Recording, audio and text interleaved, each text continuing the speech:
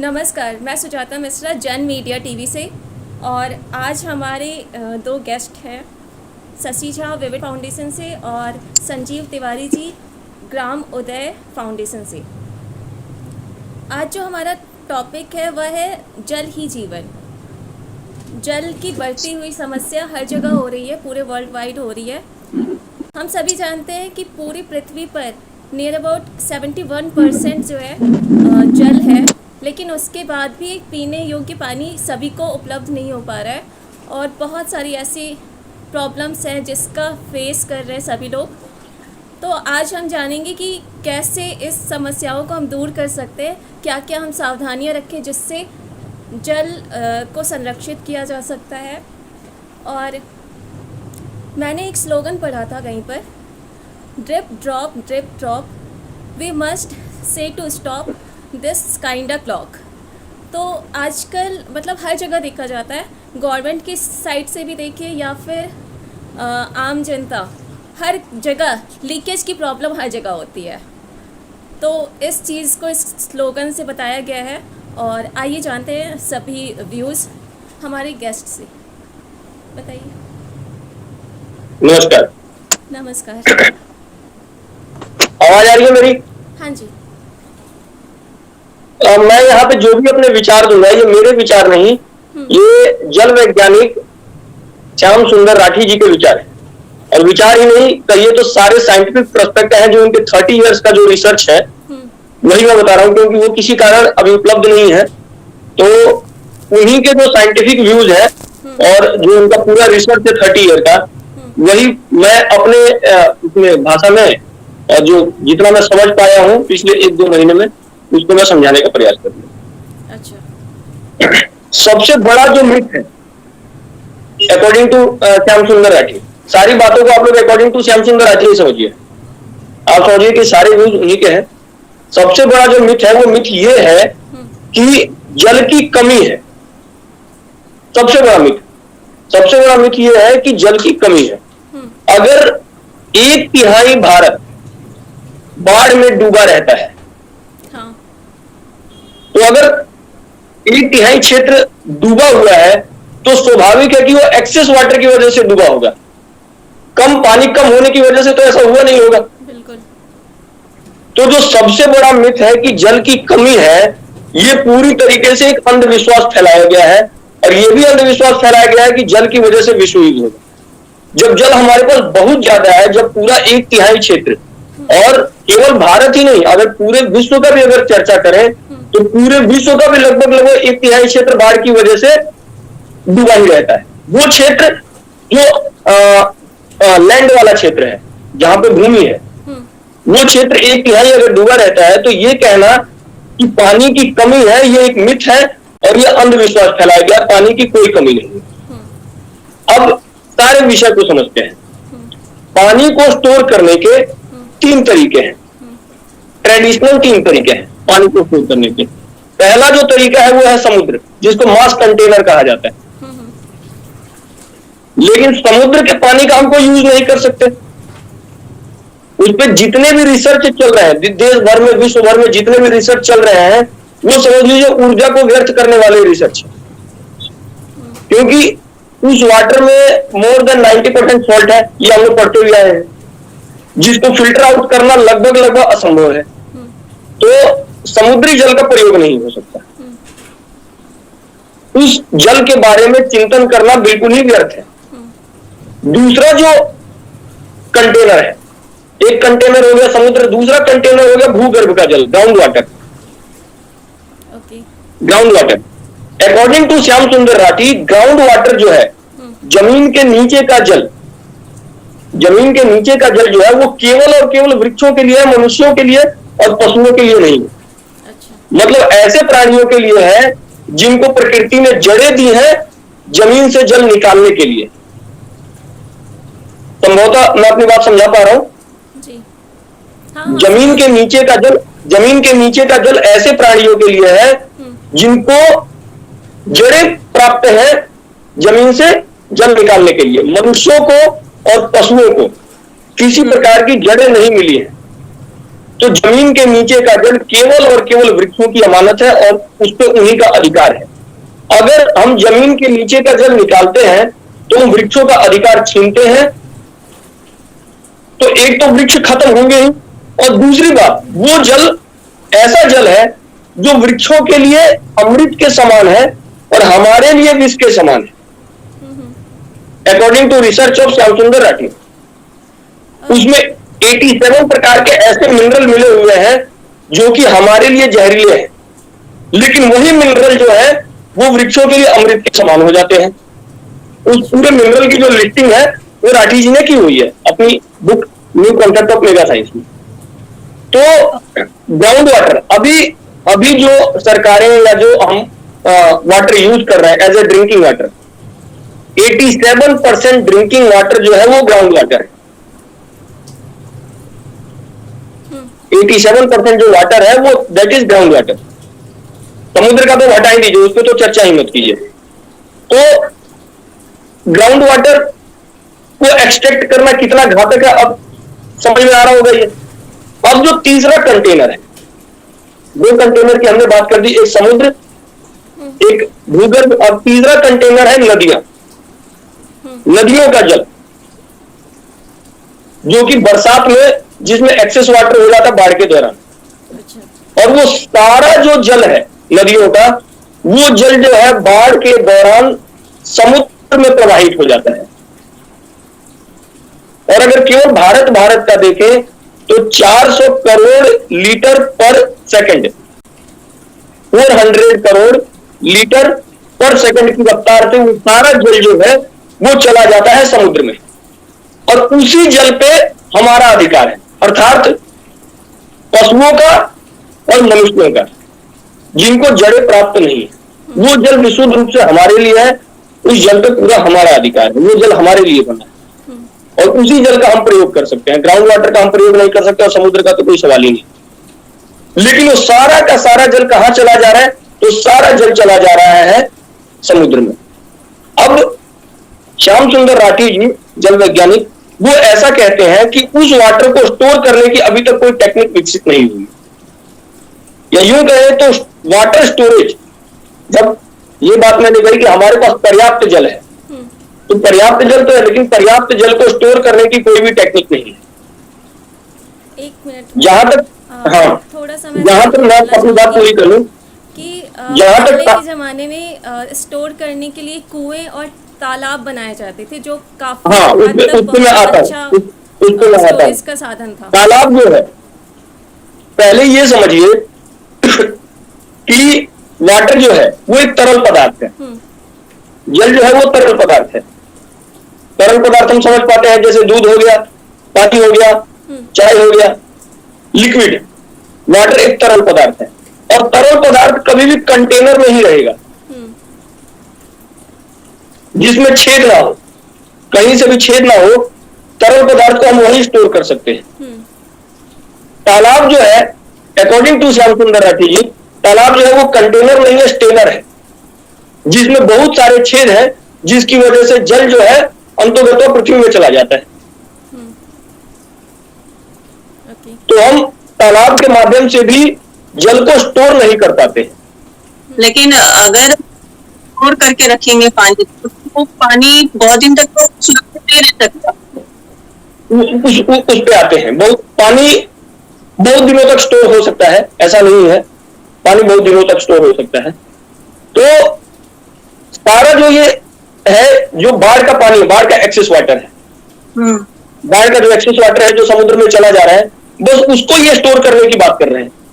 और उसको स्टोर ये कैसे करने की बात कर रहे हैं? तो अकॉर्डिंग टू टैंक, नए नए टैंक बनाए जाए। आज भी टैंक में हम लोग वाटर को स्टोर करते ही हैं, ये उन्हीं टैंक्स में ग्राउंड वाटर होता है, ना कि बाढ़ का पानी होता है, बाढ़ और नदियों का एक्सेस वाटर होता है। आज भी हम टैंक तो देखते ही हैं, ऐसा नहीं है कि टैंक कोई नया प्रोसेस है। टैंक तो आज भी भारत में हर जगह है, लेकिन उसमें सारे टैंक में टैंक की बात है। जब भी मैं जैसे बरसात होता है, मैं छत पे जाती हूँ, टैंक का जो कवर होता है मैं हटा देती हूँ ताकि उसमें पानी हो। लेकिन बहुत ज्यादा पानी नहीं हो जाता, क्योंकि वो तो पूरे में फैलता है ना, एक जगह तो होता नहीं है बरसात की हम उसमें टंकी में लगा दिए और पानी भर जाएगा। तो ऐसे तालाब जैसा ही कुछ होगा तभी तो थोड़ा सा पानी स्टोर होगा। तो वो जो टैंक की साइज होगी, टैंक की साइज छोटी साइज नहीं होगी, बहुत ही बड़ी साइज होगी। छोटी छोटी साइज की टैंक नहीं बनेगी। उस टैंक का जो डायमेंशन होगा बहुत ही बड़ा डायमेंशन होगा। जो इन्होंने यूनिटरी डायमेंशन, ठीक है, आपके मान लीजिए हम एक खेत के बराबर टैंक बना दिए, फिर भी तो बरसात का पानी और जगह तो बहेगा ही। नहीं तो जो बरसात का पानी बह रहा है बहने दीजिए। फिर हम एक जगह उतना इकट्ठा करें और उसके बाद फिर उसमें से पानी निकाल के, जैसे तालाब वगैरह में है पानी, इसमें इसमें उसकी चिंता आप मत कीजिए। आपको जितना चाहिए उतना आप ले लीजिए, क्योंकि आप इस चीज को ऐसे समझिए, जितना पानी आपको साल भर के लिए चाहिए उसका 3000 गुना, 3000 टाइम्स जो है वो प्रकृति आपको दे रही है बाढ़ के दौरान। दे रही है, हाँ। मतलब आपके नीड से 3000 टाइम्स आपको प्रकृति दे रही है, उसमें कहीं से कोई संशय नहीं है। बहुत ही ज्यादा प्रकृति दे रही है, बहुत ही ज्यादा जल दे रही है। तो उसमें आपको, जैसे मैंने कहा ना कि 400 करोड़ लीटर पर सेकंड बाढ़ के दौरान समुद्र में चला जाता है, उसका अगर लेस देन 1% से कम भी अगर हम स्टोर कर पाते हैं तो साल भर की नीड हमारी पूरी हो जाएगी। बस उसमें यही है कि डैम को रिप्लेस करने की जरूरत है। मेरे ख्याल से आप जिस चीज़ की बात कर रहे हैं वो मॉडिफाइड जो तालाब बनते थे, मीन्स उसको सीमेंटेड कर दिया जाए नीचे के साइड से, तो कुछ वैसा आप बात कर रहे हो। हाँ हाँ, अब थोड़ा सा लाइन पे जा रही है, लेकिन ये जो टैंक बनेंगे ये जमीन से ऊपर बनेंगे, जमीन के नीचे नहीं। ओके। जमीन के ऊपर ये जो सारी टैंक की बात कही जा रही है ये जमीन के ऊपर बनेंगे, जमीन से नीचे ये टैंक नहीं है। अच्छा। जो सीमेंटेड आप कह रही हो जमीन से नीचे कह रही है, जिसके लिए मिट्टी को खोदना पड़ेगा। हमको मिट्टी को खोदने की जरूरत नहीं है, जमीन से ऊपर टैंक बनाना है। और चूने का टैंक, इनका जो सारा स्ट्रक्चर है टैंक का, वो चूने का टैंक है। और यूनिटरी डायमेंशन मैंने बताया अभी, 200 बाई 200 इंटू 50, 200 मीटर लंबा, 200 मीटर चौड़ा और 50 मीटर ऊंचा। अच्छा। ये वेरिएबल भी हो सकता है जगह जगह के अनुसार। सबसे बड़ी बात, इसके जो फायदे होंगे, हमको डैम बनाने की जरूरत नहीं पड़ेगी। अच्छा। क्योंकि जब हम एक डैम बनाते हैं, एक डैम, तो लगभग 4000 स्क्वायर किलोमीटर से लेकर 5000 स्क्वायर किलोमीटर के एरिया को हम जलमग्न कर देते हैं। अच्छा। 5000 स्क्वायर किलोमीटर के एरिया को हम जलमग्न कर देते हैं। और जहां पे एक वृक्ष काटना हमारे लिए अपराध है, आज भी अगर संवैधानिक रूप से एक वृक्ष काटना हमारे लिए अपराध है, आप समझिए जब एक डैम बनता है तो लगभग 100 करोड़ से अधिक वृक्षों को पूरा वृक्ष विहीन क्षेत्र कर दिया जाता है। अकॉर्डिंग टू श्याम सुंदर राठी जी, 200 शहर बनाने में जितने वृक्ष हमने नहीं काटे हैं उतने हमने केवल 2 डैम के कंस्ट्रक्शन में काट दिया है। 200 शहरों के, 200 बड़े बड़े शहर की लिस्टिंग कर लीजिए टॉप से, उसमें हमने जितने वृक्ष नहीं काटे उतने वृक्ष हमने केवल 2 डैम के कंस्ट्रक्शन में काटा है। और अभी भारत में ना ले लेके 6000 डैम है। तो सबसे बड़ी बात, जब हम टंकियों की बात करेंगे, क्योंकि डैम कर क्या रहा है, डैम कहीं ना कहीं स्टोरेज का ही तो काम कर रहा है और एक इलेक्ट्रिसिटी का पर्पस साध रहा है। इलेक्ट्रिसिटी की जहां तक बात है तो इलेक्ट्रिसिटी को लेकर भी श्याम सुंदर राठी जी ने दूसरा मेथड बताया हुआ है। नदियों के बहते जल की रफ्तार को थोड़ा सा तेज करके और उससे इलेक्ट्रिसिटी कैसे जनरेट करना, वो भी उन्होंने, वो कभी आगे अगर हो पाया तो मैं समझा पाऊंगा या राठी जी के माध्यम से इलेक्ट्रिसिटी कैसे जनरेट करना। तो सबसे बड़ी बात, यहाँ पे नेचर को हम कहीं भी डिस्टर्ब नहीं कर रहे हैं, क्योंकि जब आपने एक डैम बनाया तो आपने करोड़ों वृक्ष काटे और ग्लोबल वार्मिंग को आपने बुलाया, ग्लोबल वार्मिंग को आपने न्योता दिया। डैम बनाने का मतलब ग्लोबल वार्मिंग को न्योता देना कि आ वैन मुझे मार, ये वाली बात है डैम बनाने में।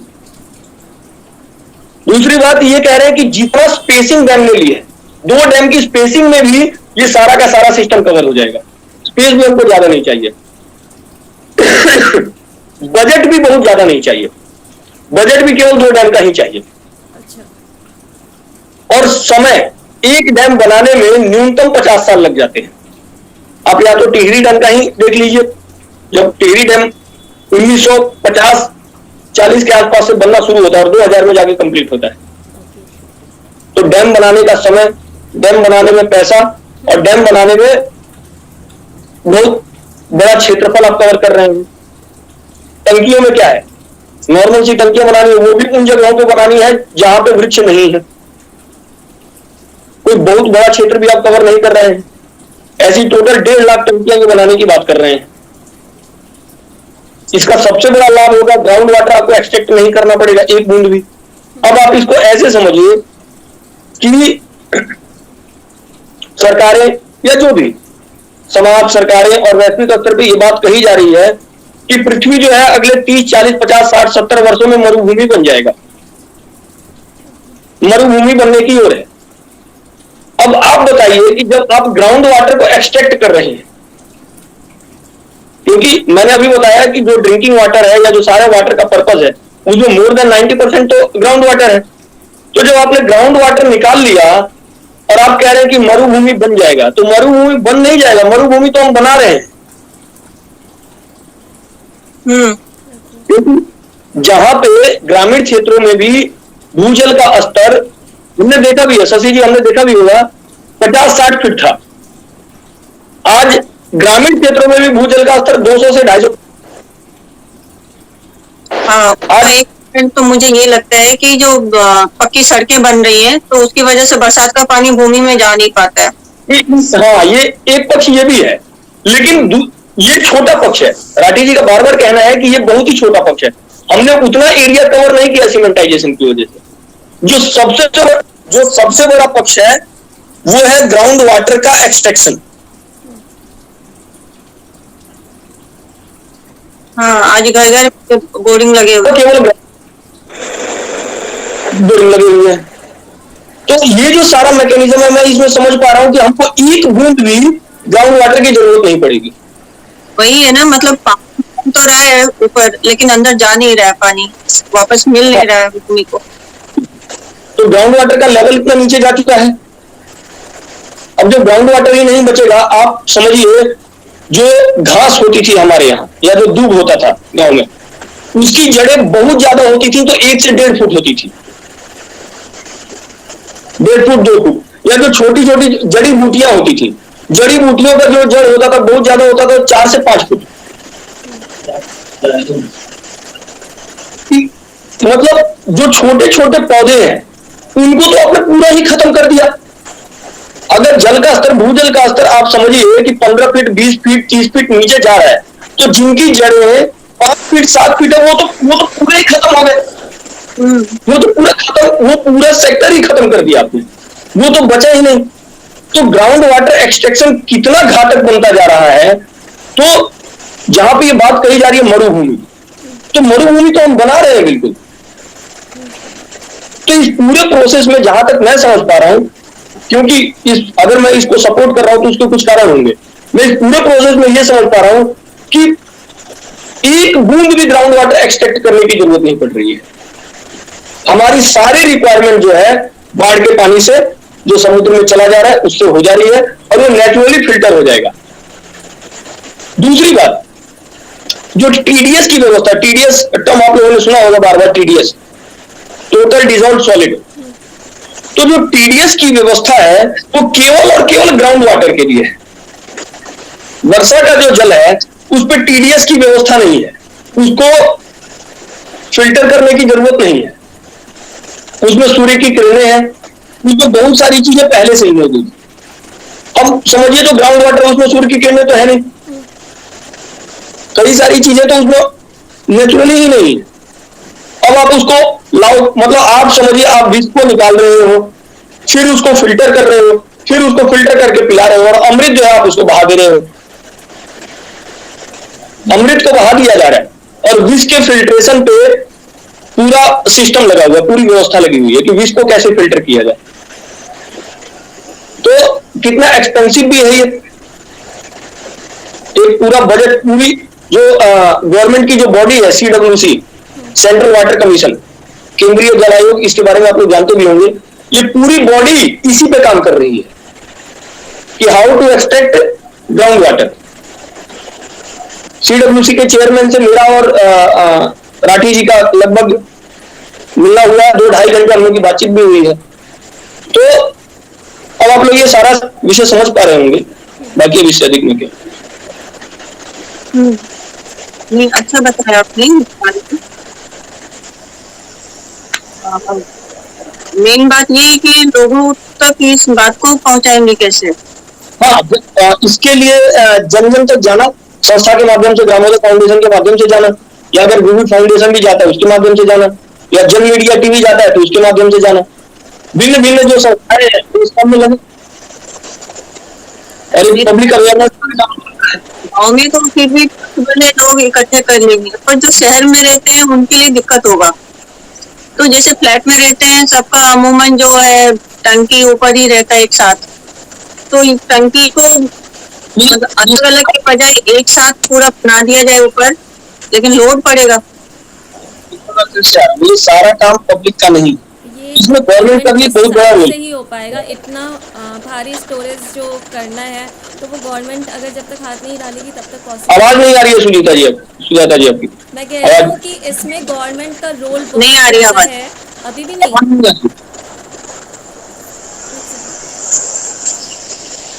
मैं कह रही हूँ कि गवर्नमेंट का रोल इसमें ज़्यादा होगा, क्योंकि इतना ज़्यादा पानी अगर इकट्ठा करना है तो उसके लिए जब तक गवर्नमेंट इसमें नहीं आएगी, अपना योगदान नहीं देगी, तब तक पॉसिबल नहीं है। आवाज़ आ रही है? लगभग लगभग जो कंप्लीट रोल है वो गवर्नमेंट का ही, वही कह रही क्योंकि ये हूँ। सार्वजनिक काम है। हाँ। इस प्रकार की टंकियां बनाना और पानी को स्टोर करना ये गवर्नमेंट का ही काम है, क्योंकि गवर्नमेंट अभी भी उसी व्यवस्था, डैम की व्यवस्था पे टिकी हुई है और उसको एक पब्लिक प्रेशर के थ्रू फिर से टंकियों पर लाना और टंकी के विषय पर सुनना। ऐसा भी माना जाता है कि जो कपास की खेती होती है उसमें बहुत ज़्यादा पानी लगता है, और सिर्फ एक छोटा सा अगर जीन्स की बात करें वो तैयार करना है तो नियर अबाउट 3 टन मिली क्यूब टन जो है पानी इन्वेस्ट हो जाता है सिर्फ एक छोटे से जीन्स को बनाने के लिए, एक जीन्स का जो पैंट होता है उसको। तो इस पर भी आजकल मतलब करना चाहिए कि कपास की खेती इतनी ज़्यादा यहाँ पे किया जा रहा है और इसमें बहुत ज़्यादा पानी इन्वेस्ट होता है।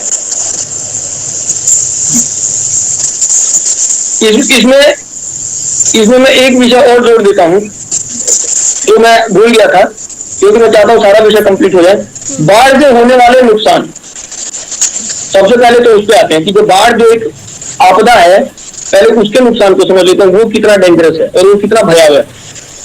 लगभग प्रति वर्ष 50 लाख करोड़ की संपत्ति बर्बाद होती है बाढ़ की वजह से। बिहार, असम, हाँ, बिहार जैसे राज्य तो पूरे ही खत्म हो जाते हैं, 25 जिले तो खत्म ही हो जाते हैं बाढ़ में। अगर हम उसके पानी को स्टोर कर पाते हैं तो बाढ़ जैसी आपदाएं भी खत्म हो जाएंगी, क्योंकि जितना पानी हम लेंगे पंप के थ्रू, हम जितना पानी टंकियों में लेंगे उतना ही होगा।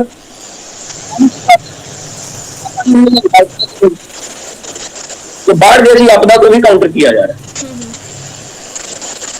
नदियों को इंटरकनेक्ट करना चाहिए, वो एक अच्छा जरिया होगा। इंटरकनेक्ट करने से जो बाढ़ वाले क्षेत्र हैं, नदी को जो कनेक्ट करने वाली बात आप कह रही हैं, जी उस पर राठी जी ने हमको विस्तार से समझाया था। नदी को कनेक्ट करने वाली जो व्यवस्था है वो पूरी एक अप्राकृतिक व्यवस्था है।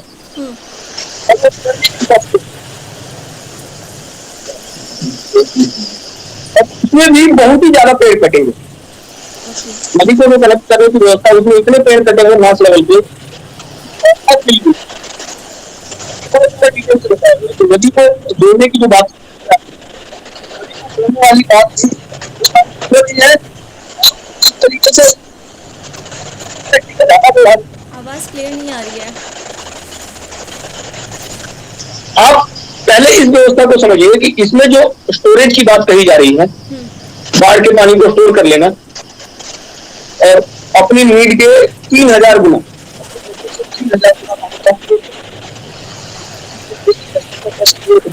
आवाज़ क्लियर नहीं आ रही है। आवाज आपकी स्लो आ रही है। आपकी आवाज़ नहीं आ रही है। आवाज़ आपकी नहीं आ रही है। दोनों की कम आ रही। नेटवर्क प्रॉब्लम दिखा रहा है। किधर से है नेटवर्क प्रॉब्लम?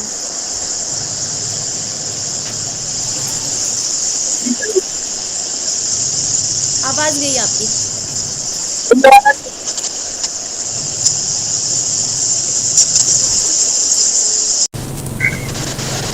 आ रही है आवाज? भैया हाँ अब आ रही है। अभी आ रही है क्या आवाज? हाँ आ गई। हाँ तो मैं अपना विषय समझा पाया ना? हाँ बहुत बढ़िया। समझा पाया। लगभग है बाढ़ की वजह से होने वाला नुकसान 10 लाख करोड़ की संपत्ति, इसमें ग्लोबल वार्मिंग भी इंक्लूड हो गया। जी। जब हमने डैम बनाने के लिए पेड़ काटे, हम्म, आपकी आवाज आ रही है? फिर गई आवाज़। अभी आ रही है क्या? हाँ हाँ अब आ रही है। अर्थ की बर्बादी, ये सारा विषय अगर लेते हैं तो कम से कम 40 लाख लोग प्रतिवर्ष 40 लाख लोगों की मृत्यु हो रही है। तो ये कोई सामान्य विषय नहीं, ये बड़ा विषय है। आवाज़ गई। आपका कनेक्शन पुअर हो गया है। इधर तो ठीक है। अभी आ रही है क्या आवाज? हाँ तो 40 लाख लोगों की जान जा रही है, 50 लाख करोड़ की संपत्ति बर्बाद हो रही है। ये बहुत बड़ा इसको बचाए हो, और ये सार्वजनिक व्यवस्था है, इसमें सरकारों की बहुत बड़ी भूमिका है।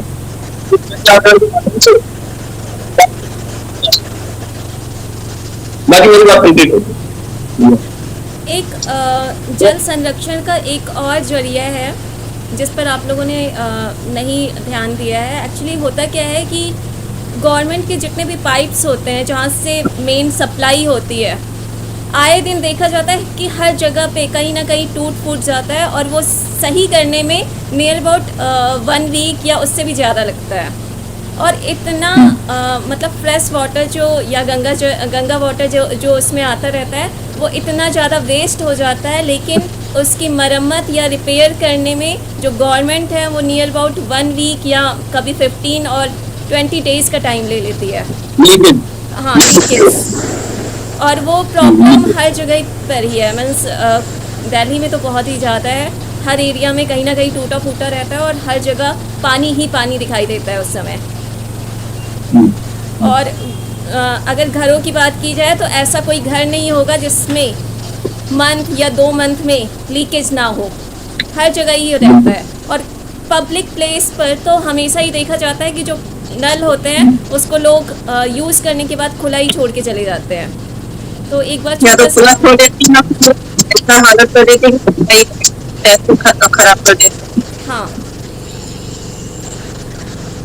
तो ये तो पर्पज है, लेकिन ये जब मास लेवल पे हम देखते हैं चीजों को देखते हैं कि हमारे पास पानी 400 करोड़ लीटर पर सेकंड, इसका पता है। आवाज़ कम हो गई। और अब ये 7 घंटे तक बाढ़ तो रहती है, 5 घंटे तो कंटिन्यूअस बाढ़ है। तो अगर 1 सेकंड 60 घंटे में कितना पानी, हाँ इतना बड़ा अमाउंट समुद्र में चला जा रहा है, हमको कुछ नहीं करना, उसका 1% से भी कम अमाउंट कर लेना है टंकियों में, चाहे हमारे पास कर लेना है साल भर के लिए स्टोर हो जाएगा। और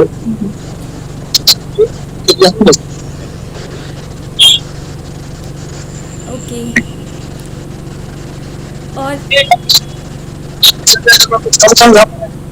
आवाज़ गई आपकी, आवाज़ गई। अभी आ रही है? अभी आ रही है? हाँ अब आ रही है। अगर इस विषय में कुछ कम समझा पाया तो कभी राठी जी को बुला के और उनके माध्यम से हाँ हाँ जब नहीं कर पा रहा हूँ हाँ तो बुला कर उनके थ्रू सारा ये जो विषय है।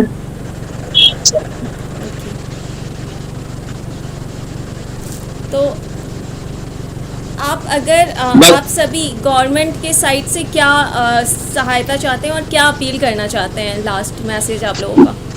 हाँ, इसमें अपील यही है गवर्नमेंट इन सारे विषयों को समझे। एक बार अप्रोच भी किया जब सीडब्ल्यूसी गवर्नमेंट की सबसे बड़ी बॉडी ज्यादा देखा जाए तो सीडब्ल्यूसी आवाज़ नहीं आ रही है आपकी। आवाज आ रही है? पहले से कम आ रही है। आ रही है अभी आवाज? हाँ। सीडब्ल्यूसी के बारे में पहले समझ लीजिए। सीडब्ल्यूसी क्या है? सेंट्रल वाटर कमीशन, केंद्रीय जल आयोग, जिसके ऊपर भारत सरकार का वैधानिक रूप से कोई हस्तक्षेप नहीं होता है। जैसे कि सुप्रीम कोर्ट ऑफ इंडिया है, लॉ मिनिस्टर का कोई हस्तक्षेप नहीं है, सीडब्ल्यूसी एक स्वायत्त बॉडी, इंडिपेंडेंट बॉडी। तो सीडब्ल्यूसी को हमने अप्रोच कर दिया है।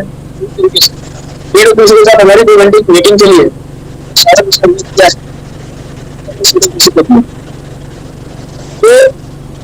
तो ये है कि संज्ञान सी के साथ आपकी मीटिंग हुई है, उसके बाद उसके बाद इधर से क्या निकला है इसके बारे में? फीडबैक आया है सीडब्ल्यूसी, उसका बड़ा ही नेगेटिव फीडबैक है। आवाज़ नहीं आ रही है आपकी प्रॉपर। आ रही आवाज? नहीं यार। अभी आवाज आ रही है क्या? हाँ। सीडब्ल्यूसी का जो फीडबैक है वो बड़ा ही नेगेटिव फीडबैक। अच्छा, पूरा जो है थोड़ा सा क्लोज आके बोलिए, नहीं आ रही है आवाज़। हाँ। प्रॉपर नहीं आ रही है। अभी आवाज आ रही है क्या? जब आप सिर्फ ये लाइन बोलते हैं तो आ जाती है, उसके अलावा नहीं आती। अभी आवाज आ रही है? हाँ। सीडब्ल्यूसी ने ये कहा है ये सारी रिस्पॉन्सिबिलिटी, आपकी कोई रिस्पॉन्सिबिलिटी नहीं।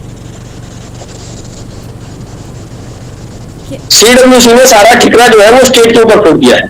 अच्छा, ओके। मैं समझा पा रहा हूँ ना? हाँ। हाँ। और सीडब्ल्यूसी ने ये कहा है कि ये जो है ये रांची के व्यक्तिगत विचार है, अच्छा, तो हमारा कोई लेना देना नहीं। अच्छा। अच्छा, ये उन्होंने कहा। हाँ, ये उन्होंने कहा तो साइंटिस्ट के विचार को उन्होंने व्यक्तिगत विचार बोल दिया, अच्छा, पर्सनल भी बोल दिया है।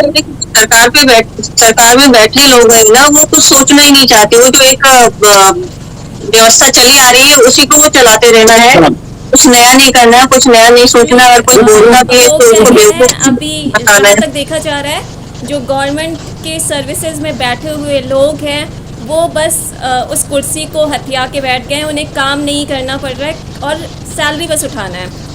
जहाँ पर लोग उनके पास इनिशिएट करने के लिए आ जाते हैं, कुछ आइडियाज़ लेके आ जाते हैं, लेकिन उन्हें काम नहीं करना है। उसके बहाने हैं कि वो स्टेट के ऊपर डाल दिया है। आप स्टेट लेवल पे जाओगे तो वहाँ पे भी कुछ ऑफिसर्स होंगे जो स्टेट लेवल पे जाने पे स्टेट सीधा कहेगा, हाँ। स्टेट सीधा कहेगा कि हम तो सीडब्ल्यूसी की गाइडलाइन पे काम करेंगे। हाँ, तो वही कह रही हूँ ना कि जिसे काम नहीं करना है तब तो लाखों बहाने हैं उसको। ये पूरी घुमाने वाली बात चल रही है सीडब्ल्यूसी के द्वारा। ओके, सीडब्ल्यूसी आप कुछ समझिए। अच्छा, जिनसे हमारा मिलना हुआ। रिपीट करना पड़ेगा, आवाज़ गई। आवाज आ रही है? हाँ। सीडब्ल्यूसी के चेयरमैन सौमित्र हल्दर, आपको बताया जिनसे मिलना हुआ था। सीडब्ल्यू आ रही आवाज? नहीं, जब आप फ्लो में बोलते हैं तब आवाज़ चली जाती है। सीडब्ल्यूसी के चेयरमैन से मिलना हुआ, सौमित्र हल्दर जी से। अच्छा। उनके डायरेक्टर जो हैं, उसके बाद इन्होंने कम से कम 20 दिनों के बाद रिप्लाई दिया है। 30 मार्च को इनका रिप्लाई आया था थ्रू मेल। अच्छा,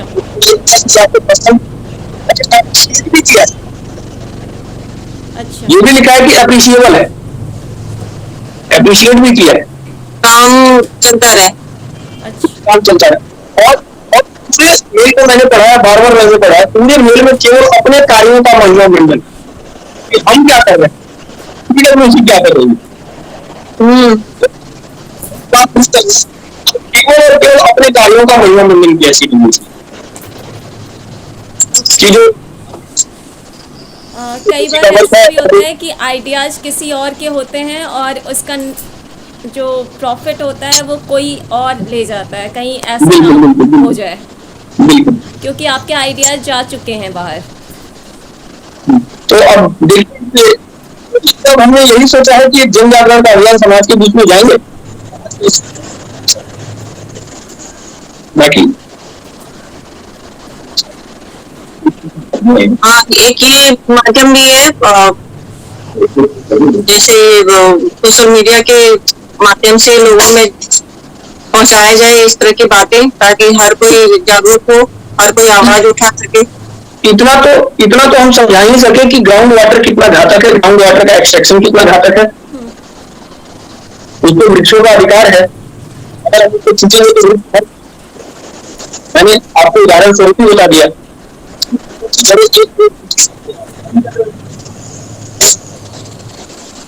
आप सीधा ऐसे समझिए, अगर जल का स्तर 200 फीट नीचे चला गया, जिस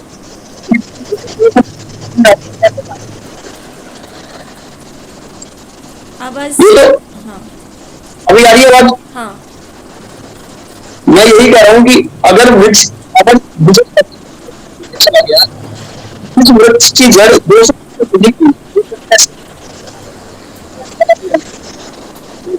ग्राउंड वाटर का जो एक्सट्रैक्शन है उसको लाके जो सारा एक्सट्रैक्शन पे जाता है, भूजल को बराबर तरीके से ना खींचा जाए, भूजल का दोहन ना हो, हमारे पास पर्याप्त जल दे रही है, हमारी जरूरत से अधिक जल दे रही है 3000 गुना। करें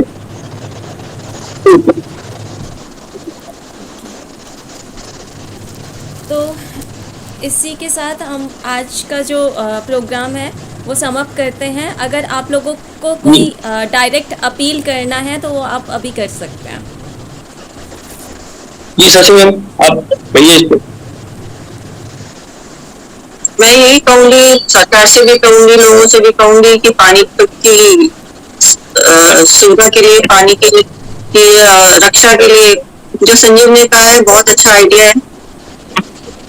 बरसात के पानी को कहीं पे एकत्रित करना चाहिए लोगों के लिए पीने के लिए। सरकार को इसमें आगे आके काम करना चाहिए। अब तो बरसात का पानी जाहिर सी बात है फालतू में बह जाता है, नाले में बह जाता है, नाले से बह के सीवेज में जाता है, वो बर्बादी होता है। अगर इस पानी को सच में कहीं इकट्ठा किया जाए तो वो पीने लायक बन सकता है। खासकर राजस्थान जैसे शहरों के लिए तो बहुत ही फायदेमंद होगा, जहाँ पानी की बहुत ही किल्लत होती है। दूसरा इसमें मैं एक और विषय जोड़ दूं, बिहार के बारे में जहाँ ये बात कही जाती है कि बिहार में कोई संसाधन नहीं है। नहीं, बिहार में बहुत ज़्यादा संसाधन है लेकिन उसका उपयोग ठीक से नहीं किया जा रहा। नहीं, अगर संसाधन नहीं है तो भी जल रूपी संसाधन को कैसे डिनाई करेंगे। जल है, वृक्ष भी बहुत ज़्यादा है वहाँ पे। बाढ़ के दौरान तो 25 जिले जो है बिहार के, हाँ मधेपुरा जिला तो पूरा ही डूब जाता है। शशि जी, आपको ध्यान नहीं होगा, अररिया हो गया, सीतामढ़ी का भी क्षेत्र हो गया उसमें। हाँ, नेपाल से सटे हुए सारे कोसी नदी का पानी बहुत ज्यादा तबाही लाता है। पूरा ही जलमग्न हो गया, चंपारण हो गया, पूर्वी चंपारण पश्चिमी चंपारण दोनों ही। तो कम ये हो गया, 7-8 करोड़ की आबादी हो गई। तो बाढ़ की वजह से, केवल बाढ़ की वजह से आप समझिए 3 करोड़ लोगों का माइग्रेशन होता है, केवल बाढ़ की वजह से। क्यों रहेगा दूसरा कैसे? तो वहां पे ये सोल्यूशन पानी को स्टोर कर लेंगे। अगर बाढ़ के पानी को स्टोर कर लिया जाता है तो वो माइग्रेशन को भी हम रोक पाएंगे। हाँ, ये व्यवस्था बहुत बड़े स्तर पर होती है, क्योंकि जहां तक मैं समझ पा रहा हूँ 3 करोड़ लोगों का तो बाढ़ की वजह से पलायन होता है। ऊपर से वजह है,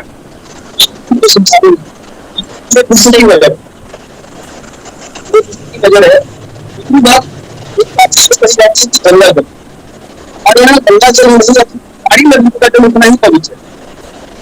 चाहे वो गोदावरी का जल हो, चाहे वो कावेरी का जल हो, सारी नदियों का जल बहुत ही ज्यादा पवित्र है।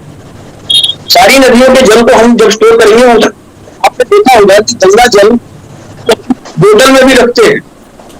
जो बात कही थी, गंगा जल को हम बोतल में भी रखते हैं, तो हम 7-2 साल तक सुरक्षित रहता है। सालों साल रहता है। सालों साल रहता है। तो जब गंगा जल सुरक्षित रह सकता है, तो बाकी नदियों के जल में क्या कमी? भी उतनी ही पवित्र है जितनी गंगा है। हमारे यहाँ तो गोदावरी और नर्मदा की पूजा होती है।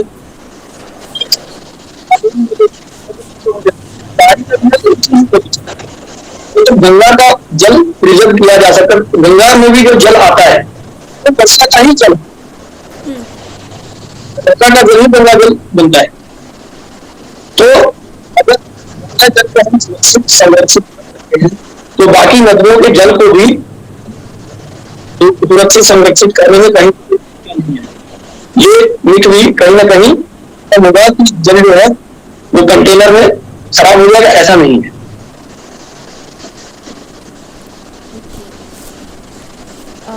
आई थिंक सारे पॉइंट्स कवर हो गए या नहीं अभी? जी जी, सारे पॉइंट्स कवर हो गए। अपील हो चुका है ना? हाँ हाँ, ठीक है। मैं सुजाता मिश्रा, जन मीडिया टीवी से। और आज जैसा कि हमारे 2 गेस्ट जो आए हुए थे, उन्होंने बताया कि जल कितना इम्पॉर्टेंट है, उसको संरक्षण करना कितना इम्पॉर्टेंट है।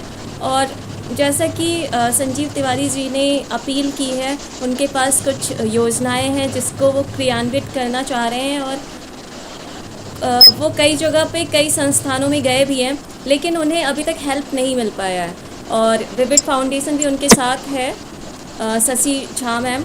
और दोनों यही चाहते हैं कि अगर जो भी ये वीडियोस देख रहे हैं, अगर इस क्षेत्र में अगर वो कोई भी योगदान करना चाहते हैं, तो आज ही आप कांटेक्ट कर सकते हैं।